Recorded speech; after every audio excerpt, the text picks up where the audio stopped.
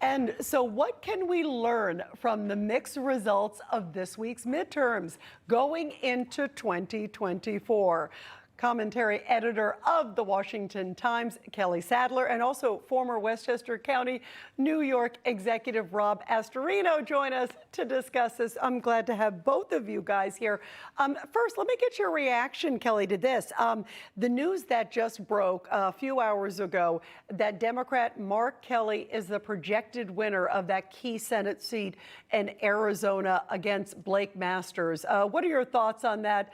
Because now that has been the projection. Yeah, obviously it's a disappointment for Republicans. This puts a lot of pressure on Utah, and that race is closing up. Not Utah, I'm sorry, Nevada. And then, of course, we have the Georgia runoff. I believe that these states, Arizona and Nevada, need to count their votes early. They need to count them on Election Day, and we need results on Election Day.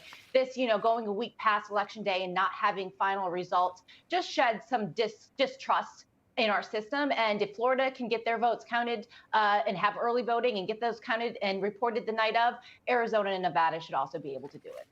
And Rob, there's growing dissatisfaction, in particular with Mitch McConnell among the Republican Party. There's a longtime feud between him and Trump. It spilled over into the midterms with McConnell refusing to give financial support to candidates that would not pledge their support to McConnell being elected Republican leader. Now, that included Blake Masters, who was outspent 5-1 in Arizona. And in fact, he's very upset because there was about $8 million that was pulled specifically, basically from the Blake Masters campaign from Mitch McConnell.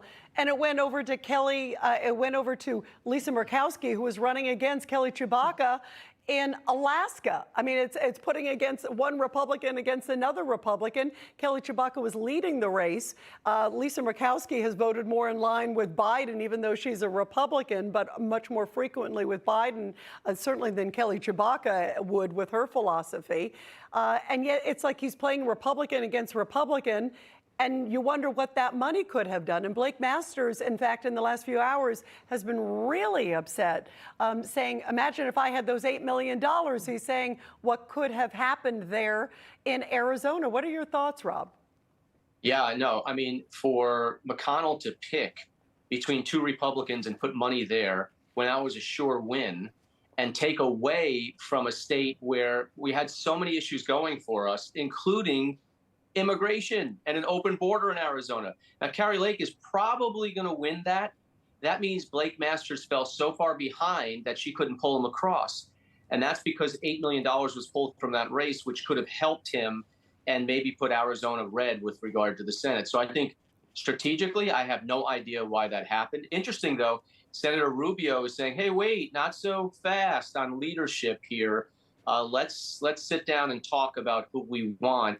So I'm assuming McConnell is going to get reelected if, either majority leader or leader of the Republican caucus, if it's still split. But I think there's some dissension in the ranks, and clearly that decision should be on the table for an argument. Kelly, do you agree with Rob? Because it's staggering to see that kind of money and some of the decisions that McConnell made.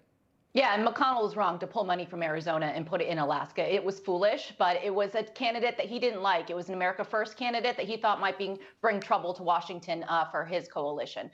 Mitch McConnell most likely will become the leader again, just because there's nobody challenging him, right? And they don't have the votes. So if Rick Scott would have done better on election night, he might have had a chance. Rubio is right to want to push leadership elections until after we have the final result. It'll bring a little bit more clarity to the conference. So I support Rubio in his effort there. What do you see, Rob, of the future sort of the Republican Party? Because with these divisions, I mean, when you have a Mitch McConnell who's sort of trying to play poker and decide who gets what, and then you've got the party, other people saying, hey, let's all work together. How do you see the future moving forward for the GOP, Rob? Well, I think we're still in a little bit of a fog right now to see where we end up. But, it's a zero-sum game. And Republicans shouldn't be all glum, and the media is spinning this that it was a horrible night for Republicans. Really, most likely we're going to take back the House because we picked up 4 seats in New York, okay? We flipped 4 seats in Florida, and at the end of the day, the House will likely be Republican, okay? That is a huge win. The Senate is very likely or possible at least to be able to go to Republican 2. Either way, it'll be probably no less than what it is right now. And if Trump does not make the announcement next week and holds off till after the Georgia race, so all the attention and money can go to that, and we do win that, then you know what? Check, because we take both chambers of the House and Senate.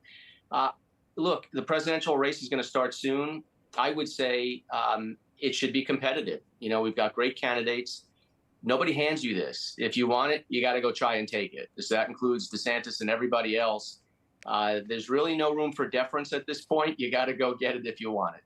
And Kelly, if it looks like, and it does, that the GOP is going to take the House, they're very, very close in the numbers. It's not secured yet, but it looks close.